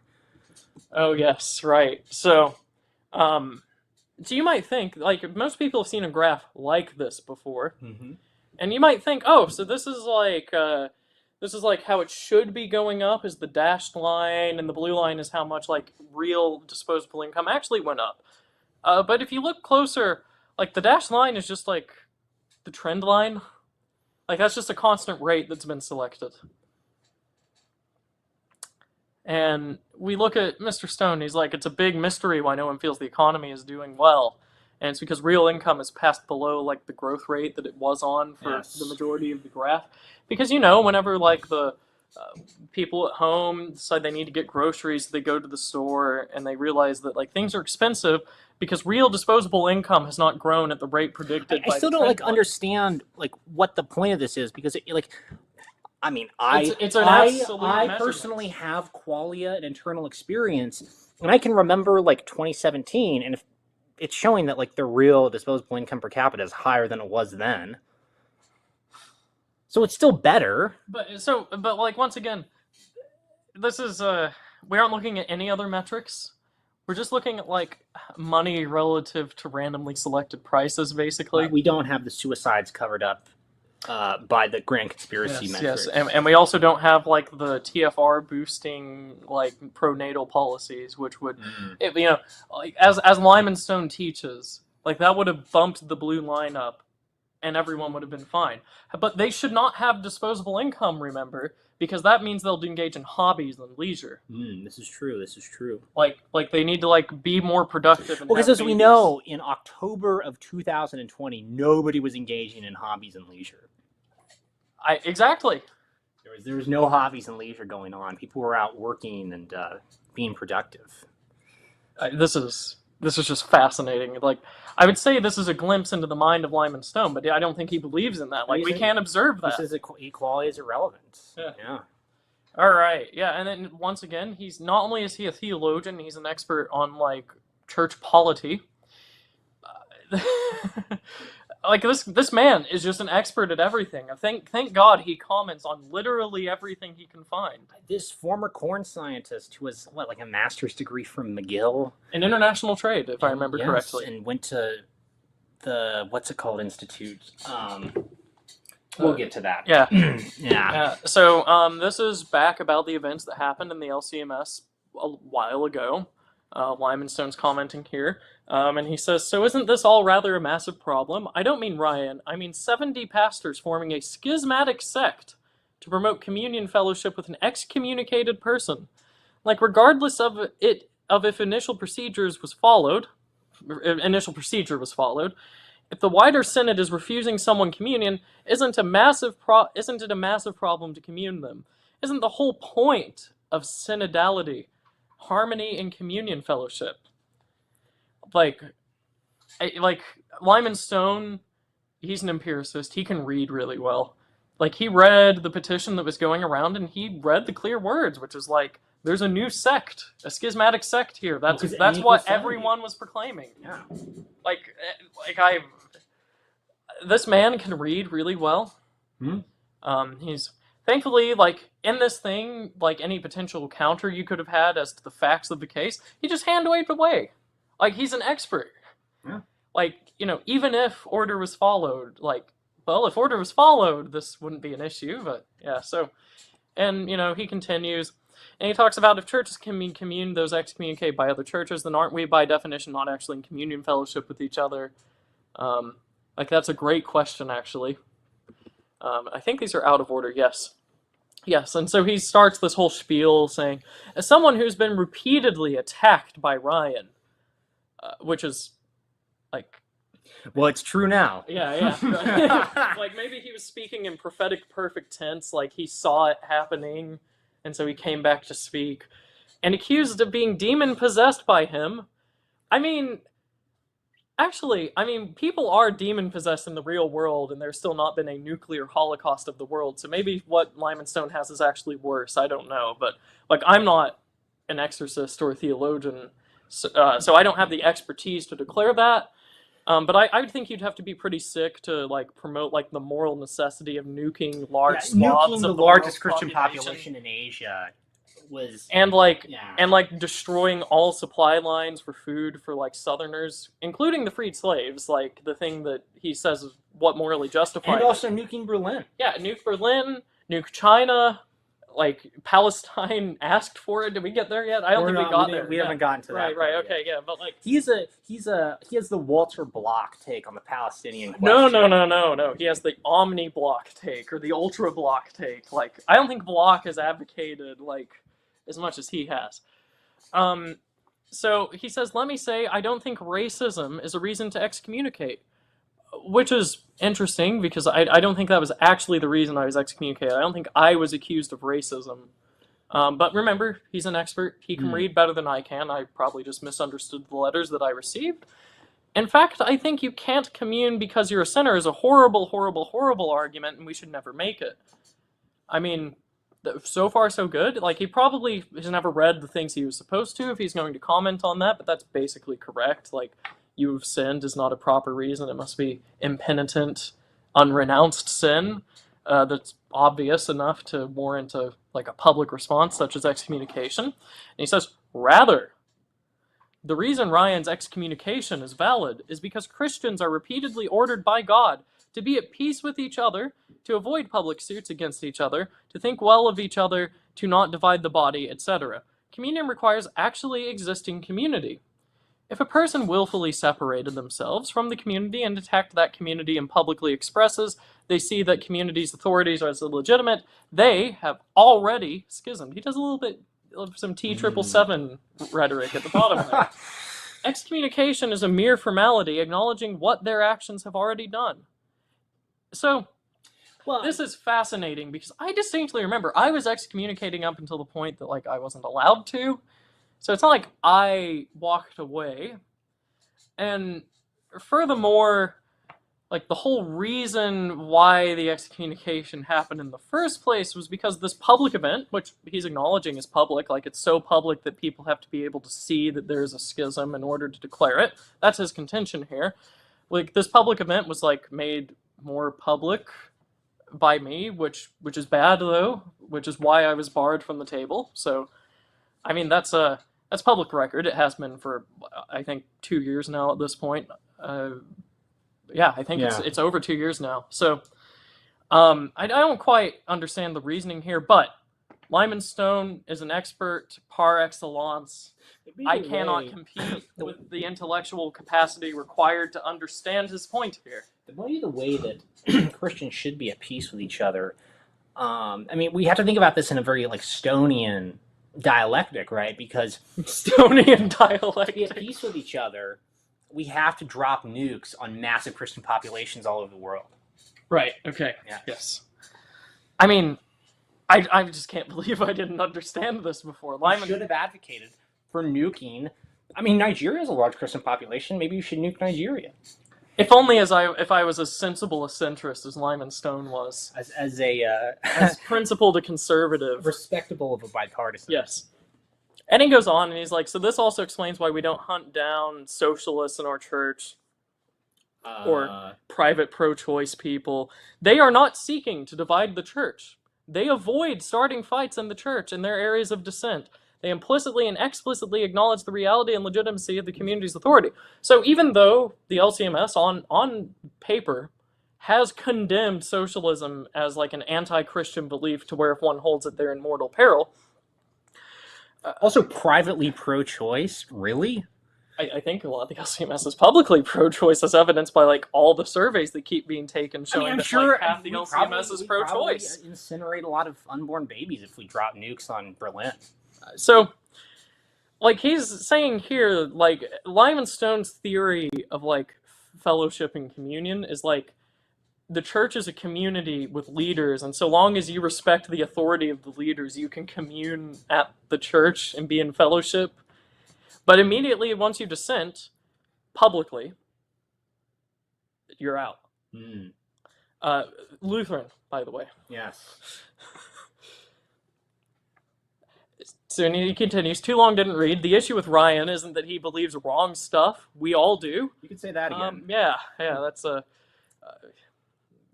yeah. Or that he is a jerk. There are so many jerks. I don't know, would I call someone a jerk if they, like, actually nuked a population group that was, like, the size of China? I don't know.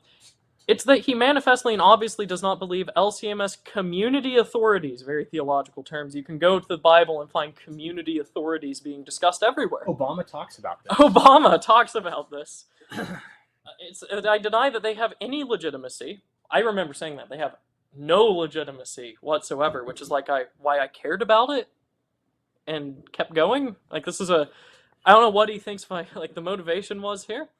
I've engaged in a campaign of public false slander against pastors. Proof. And in many and various ways, has actively pursued schism. Notably, like the popular criticism of me, I think this was closer to time. This would have been like right after I was excommunicated, allegedly.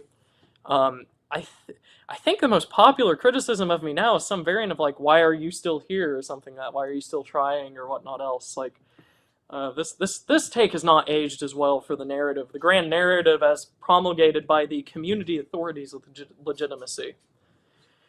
Like, I'm pretty sure this view of like social community is a very modernist idea, if I remember correctly. I think this was like promulgated in like the 1900s as an antidote to like atheism. This doctrine of community. I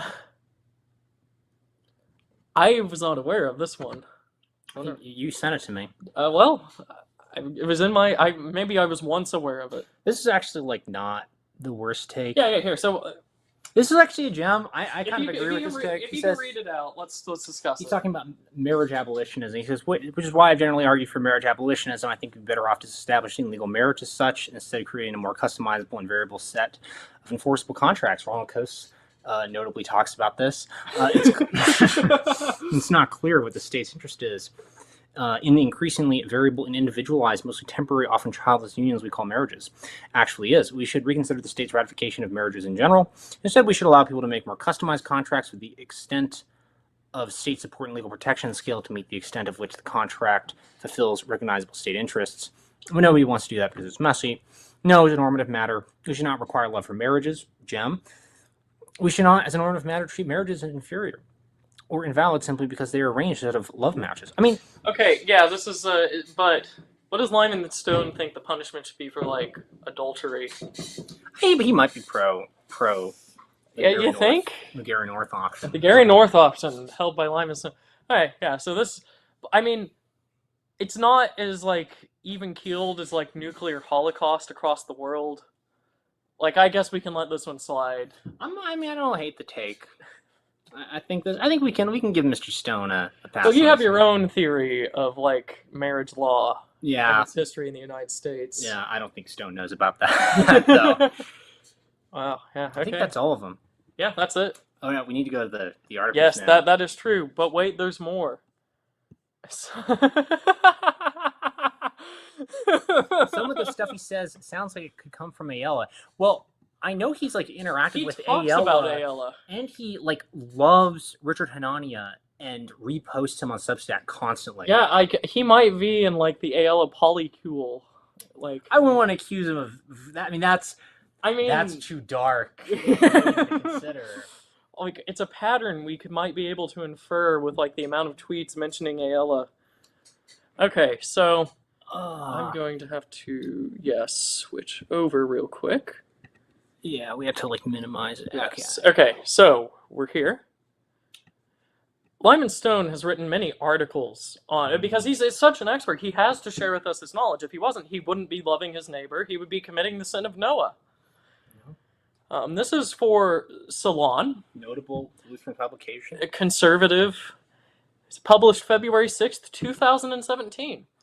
Titled, Conservative Christians are divided on Trump's stance on refugees, but they can be convinced. And as we've discussed, Stone thinks that convincing includes such very mild-mannered and even measures as, like, putting them in camps. And doing the Waco siege. Yeah, right. Like, this is, like, I love Stone's theory of argumentation.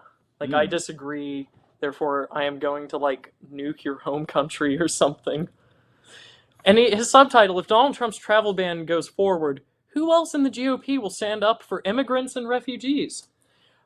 The man is like, he has not observed nativism and thus does not comprehend it. It's a hypotheticals aren't real, they aren't observable. Sample size has to get larger. So, I don't want to read this out. Like, you can infer everything you want to from that. You can read it.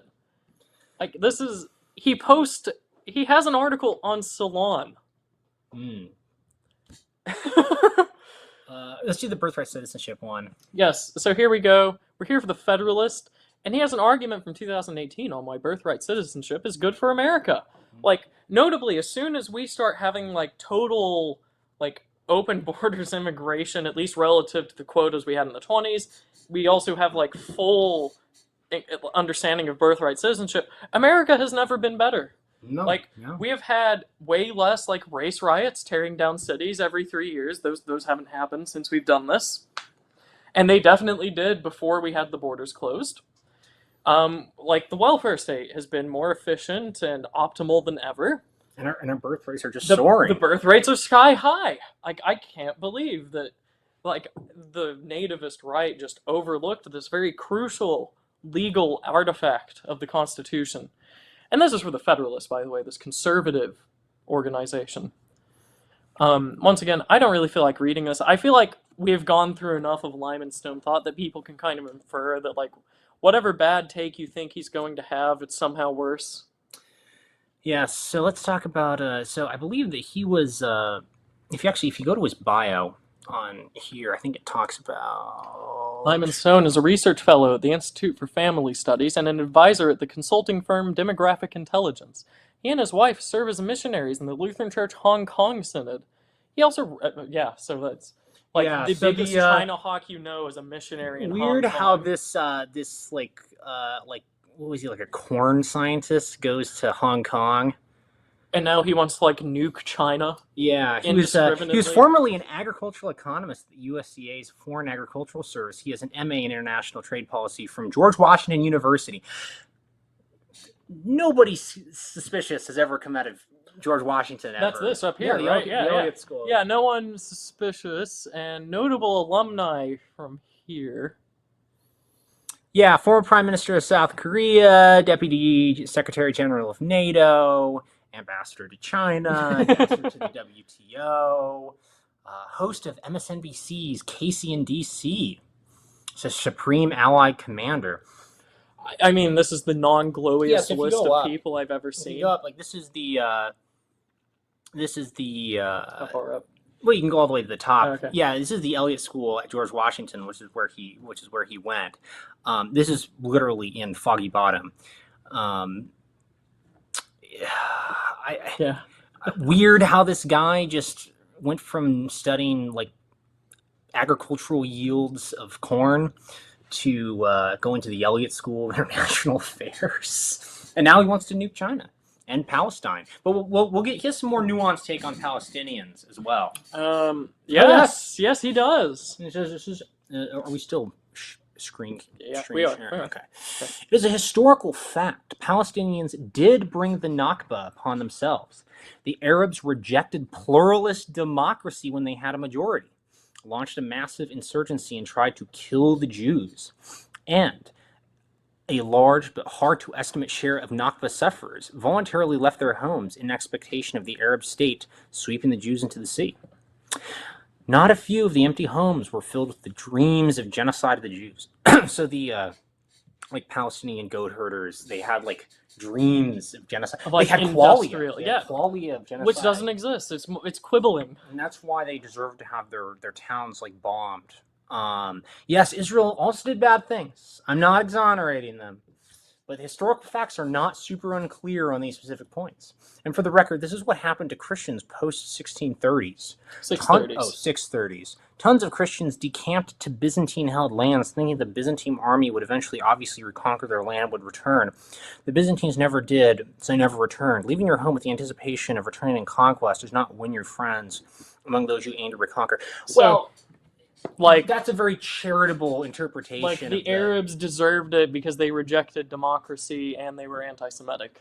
Yes. Okay. Yes, that's why the Irgun and Lehi, rolling barrel bombs into hospitals and blowing up hotels, and this is what he's responding to.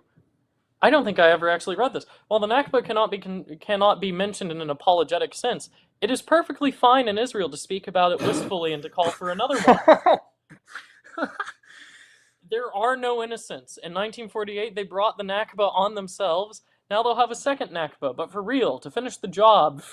Wow.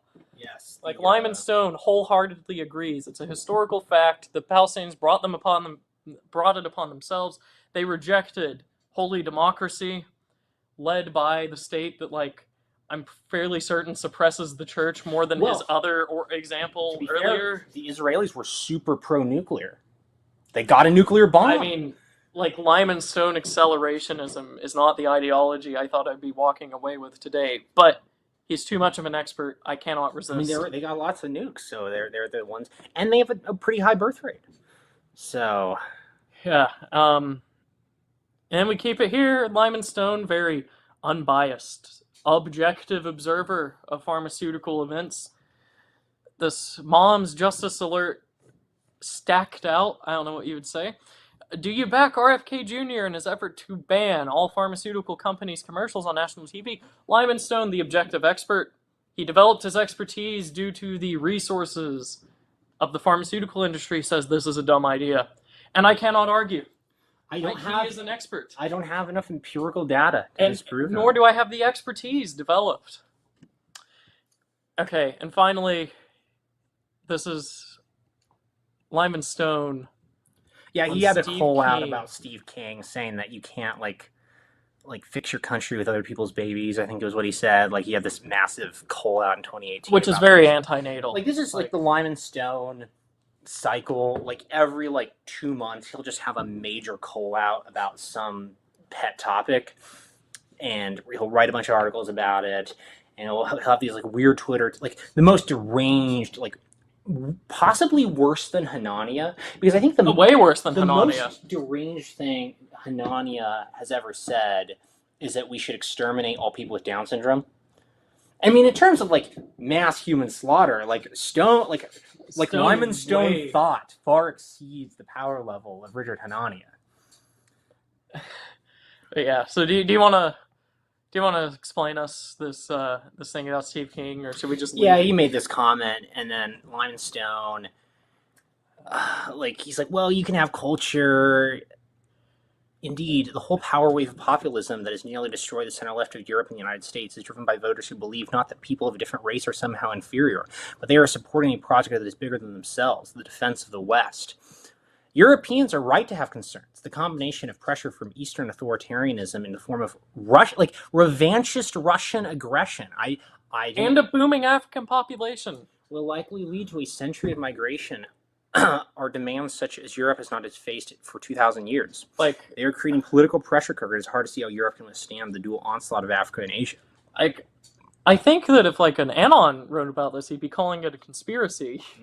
But Europe isn't America, Ryan. Europe isn't America. Europe is On not its America. face, King's concerns seem rational. Europe is under threat. But alas, the solutions are Europe's problems. To Europe's problems aren't the combination of walled-off national borders and Eurosceptic policies that Europopulists prefer. Preventing immigration to Europe completely will lead to a speedy demographic decline. We will not have enough biomass to throw into the solo growth model. Yes, and if you you think that maybe Europe's too small to take in 4 quadrillion like new biomass members, but you could always just like grind them down into the biomass ball. Yes, even worse power balance for Europe. Shrinking Europe will be less, not more, able to assert itself. I did not know that having 1 billion Pakistanis in Germany was a threat to like the military power of Germany. Even more to the point, if Europe's republics go it alone on issues of migration, borders, and security, they will fall one by one, like the Gothic fiefdoms of Spain of old did to the Moors. Only robust Europe, engaged in a collective project of border control, migration management, and regional security, can plausibly assert its interest in the face of an aggressive Russian threat. I mean, this is the most like glowy, like neocon defense of Europopulism. I mean, it is, but notably, Kalergi did say this is what would happen if there wasn't a united Europe. So he talks about this in Practical Idealism. Yes, right. Like Kalergi specifically said, if there was not a united nationalistic Europe, or I guess it would be pan-nationalistic Europe, then Europe would fall to Africa, Asia, and Russia. Yes, which is some like morons on the internet like misinterpreted to say that he supported that, which is not what he said. Like he says, like Europe will fall if it doesn't unite, and then it has like some. Like he goes on to argue that like Europe must unite by being chairman of like the United Europe Committee or whatever it's called. Yeah, and he all writes like, this guy hates Europe. Yeah, it was part of that the Pan-European Council, or it was like the proto-EU thing. Kalergi's interesting character. King's tweets in support of Dutch populist politicians, retweets British neo-Nazis, endorse French populists who will save our shared civilization. He tweets his support for Hungarian populists for defending Western civilization from George Soros, and it's time for populist radio shows in Austria. I guess he should be doing something else. While King is palling around with his populist friends in Europe, his poll numbers in Iowa are tanking.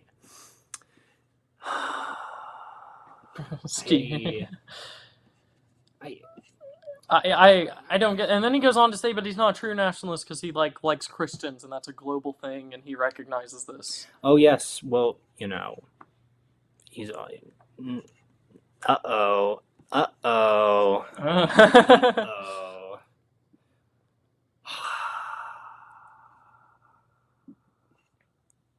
I mean, Lyman Stone is really just a fountain of correct political opinion. Just a fountain of. This is the guy who like speaks at the Natalism conference and is invited into all these wonderful conservative spaces. This is, I mean, Serious Jack for a moment, like my Serious Cat. Yes. This guy, we've been like goofing on him for almost 2 hours now. There's plenty of stupid people on the internet, but the problem is that the right wing has absolutely no ability to gatekeep people like this. The fact that Lyman Stone is allowed to show his face at any kind of conservative function is inexcusable. Well, I mean, you can take it that direction, or maybe you could argue that perhaps pronatalism is not right wing. It's not. Like the fact they have Lyman Stone at like the natal conference or whatever it was called, and he was like, it's a public of speech that you can view, and he's not ashamed to show his face at the natal conference after calling for like nuclear warfare many times in the past. Yeah. So this goes into a larger point that I was wanting to make, that this natalism thing, like right-wingers see that you have demographic issues in Europe and America, and they think that pronatalism, like, unquestionably is what will solve it. And they kind of get pulled into stuff like this. Like this man is... this is like the eternal conservative. Like, the eternal conservative cannot gatekeep people like this for some reason. Like every single time, right. This is what happened with Buckley and all of his friends. Like you have to keep these people out because one, they're insane. I think this guy is not mentally stable. Right. But two, like he gets to skate by with this like ethos of being this like sanctimonious scholar who does data. I do data science. I know graphs. He doesn't know when he doesn't. His graphs are shit. His data analysis is shit. But conservatives just slop this down. They just gobble this down. Like they're at the Breezewood, Connecticut gas station, and they're just like gobbling down their Zog slop out of the trough. And this cannot be tolerated. These kinds of people, like Richard Hanania, like Lyman Stone, are not serious people. They are not vaunted intellectuals. Well, unfortunately, they are taken to fill the role of intellectual and expert and all this other stuff. Because if I remember correctly, I think Lyman Stone was advising the LCMS on what to do during the lockdowns. At the very least, that was definitely the role he played on issues, etc. So, like, your conservative church body, sir. Yeah, I mean, this is the conservative mentality. I mean, quite frank, like, people think that I like say the things I do because I want to be controversial. I want people to like watch me or something like that. It's not that I hold any genuine beliefs.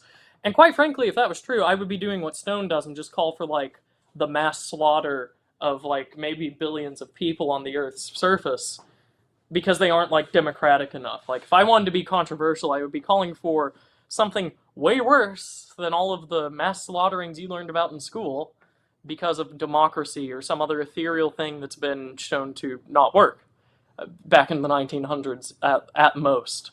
So, well, this was a fun show. I mean, I enjoyed it. This was quite the roller coaster.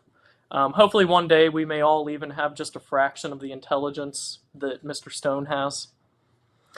Yeah. Well, would you like to end with anything, John? Not really. I mean, subscribe to the channel, hit the like and subscribe button, of course.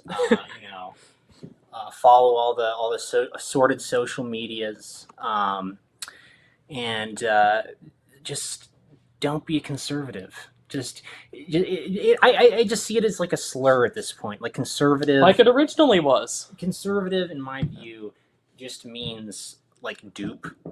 Like just the chump who will fall for anything. Like I mean, the fact that guys like Bill Buckley back in the '60s were able to take over the conservative movement just is such a damning indictment of the entire conservative project from its inception. In fairness, they kind of developed the word because before then it was a slur, and all the people that were on the old right at that point had like died. Yeah. In the same year.